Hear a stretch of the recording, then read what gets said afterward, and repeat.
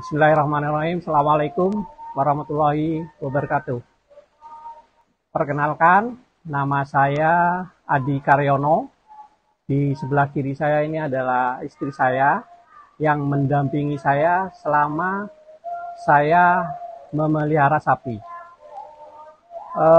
Latar belakang saya, pekerjaan adalah salah satu ASN guru di salah satu SMP di Kabupaten Bondowoso.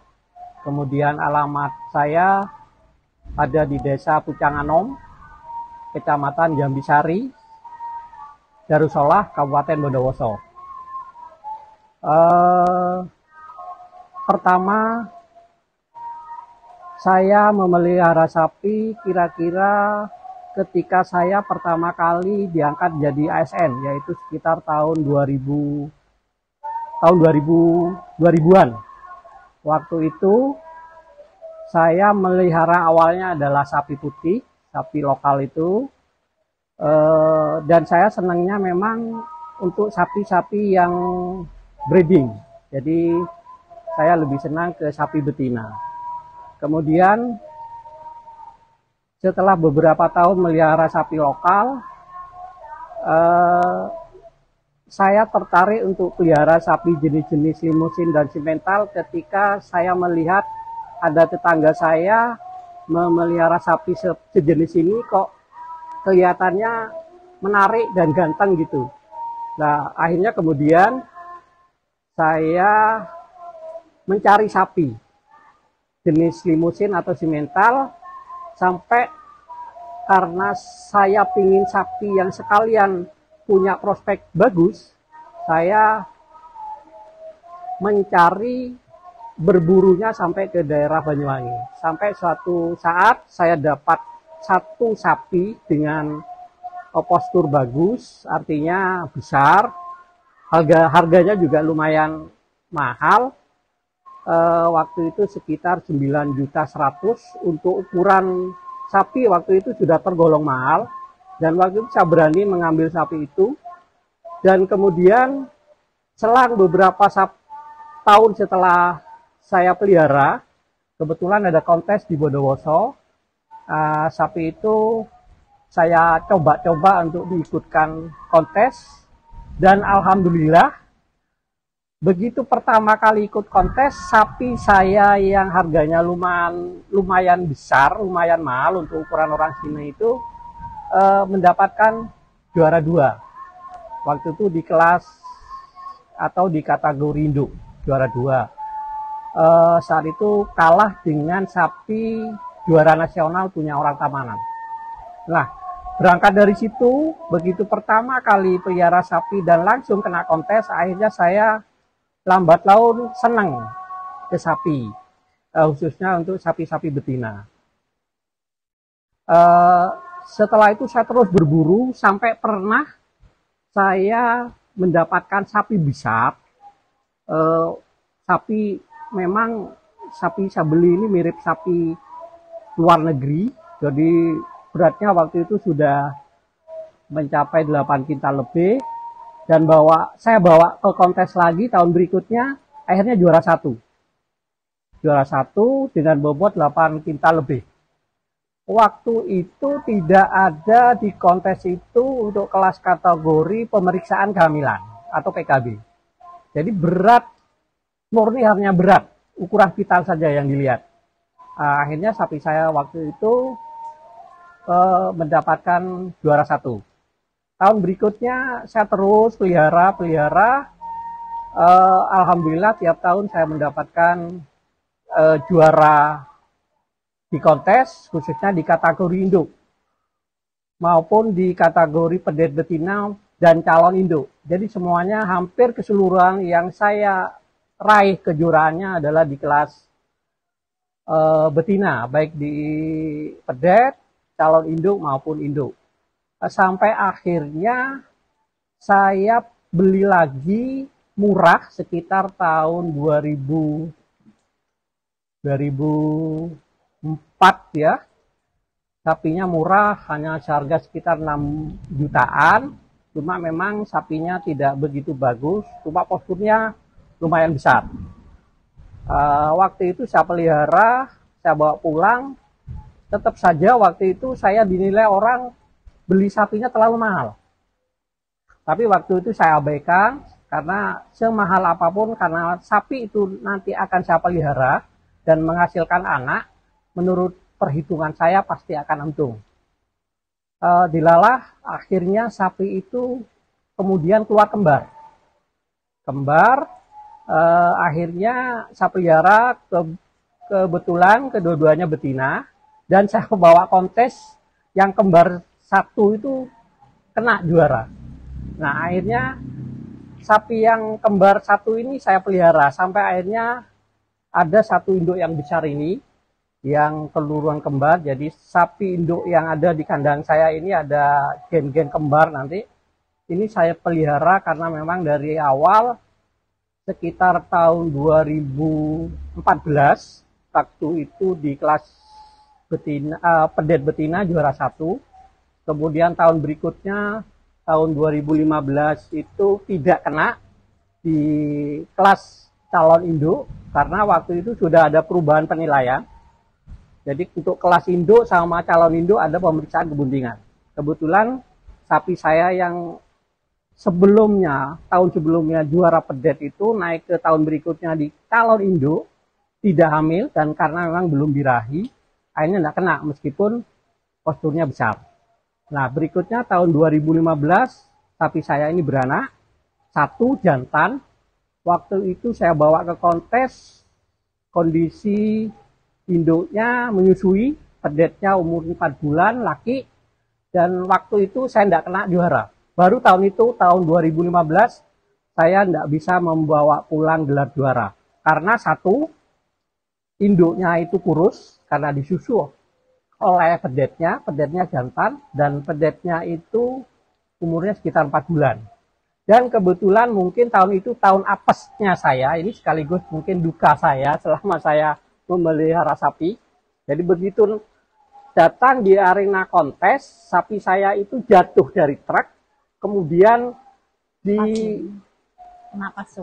kena pasung di sekitar area puting susu. Jadi robek.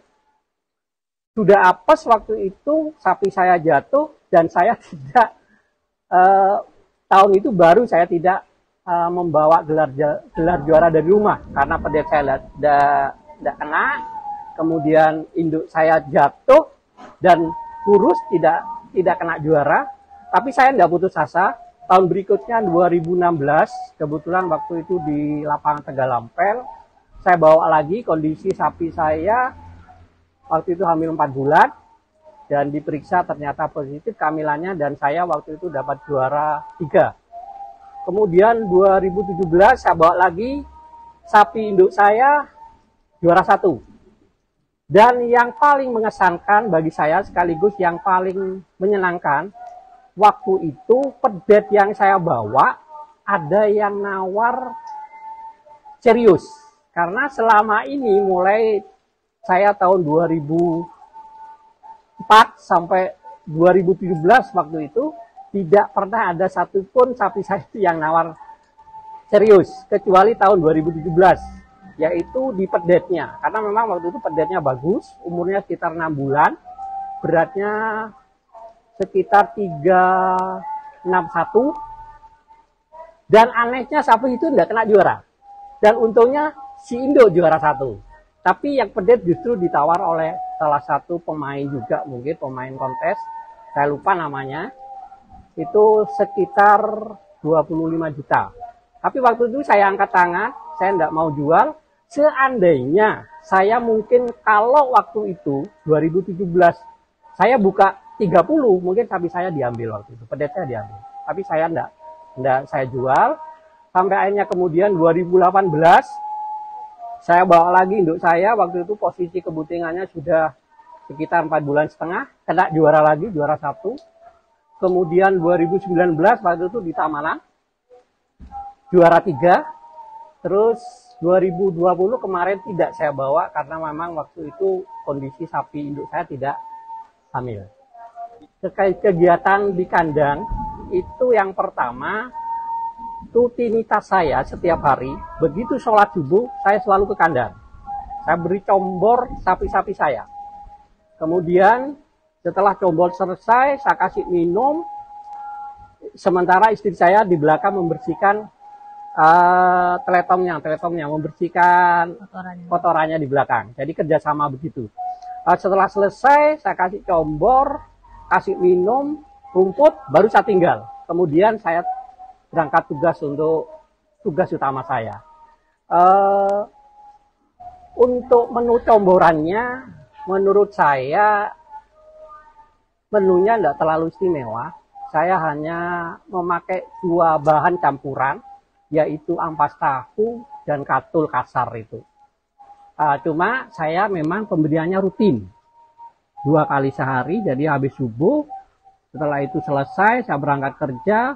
Sore saya kembali lagi ke kandang untuk memulai aktivitas rutin saya menyombor, kasih makan, comboran, minum, kemudian istri saya di belakang membersihkan kotorannya.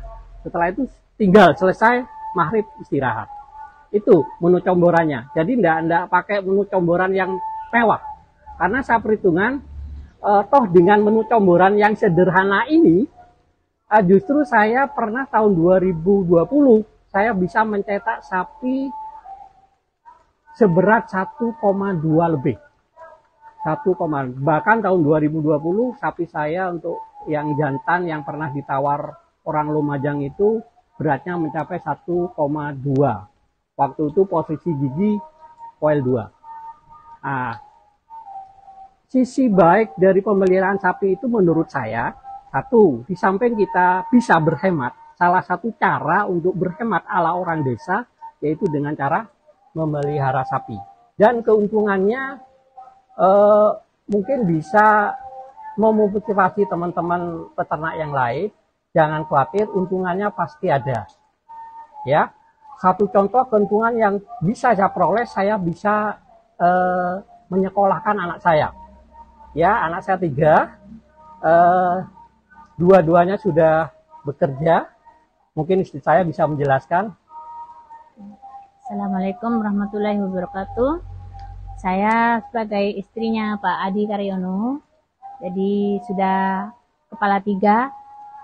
Anak saya yang pertama sudah bekerja di Jakarta juga dari hasil sapi ini. Terus yang kedua sudah bekerja di Riyadh di Arab Saudi. Juga hasil dari keringat saya dan suami saya. Memelihara sapi ini. Kemudian alhamdulillah dengan jerih payah saya setiap hari tidak membosankan untuk mencari rumput. Begitu suami saya jam 7 berangkat kerja ke sekolah, saya juga berangkat untuk mengambil rumput di lahan. Jadi untuk biayanya sekolah putri saya yang nomor 3 ini di Kedokteran Brawijaya Malang. Itu yang tidak pernah membosankan saya untuk mendampingi suami saya. Dan selalu ngarit setiap hari. Teman-teman peternak pemula ataupun peternak yang sudah lama memelihara sapi maupun para pemain kontes, utamanya karena kebetulan saya juga sering ikut kontes, jangan pernah merasa lelah dan selalu bekerja keras. Karena apa yang kita kerjakan, kalau dengan motivasi yang tinggi, rutinitas yang padat, meskipun pekerjaan tidak hanya memelihara sapi, tapi alhamdulillah sapi itu menghasilkan. Itu ya, satu bukti saya dari hasil memelihara sapi ini saya bisa menuntaskan. Anak saya 2 sudah bekerja dan 1 lagi ini masih menyelesaikan kuliahnya di Kedokteran Brawijaya. Mudah-mudahan apa yang saya kerjakan memotivasi teman-teman yang lain.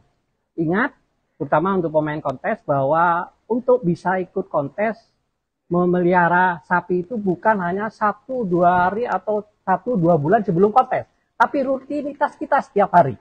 Itu menurut saya. Saya kira itu yang bisa saya sampaikan. Mudah-mudahan apa yang saya berikan sama istri saya ini bisa memberi manfaat yang banyak, memberi tambahan moral buat teman-teman bagi peternak pemula maupun peternak yang sudah lama maupun pemain kontes untuk tidak bosan, tidak ragu untuk memelihara sapi. Saya kira itu yang bisa saya sampaikan. Saya Iri, wassalamualaikum warahmatullahi wabarakatuh.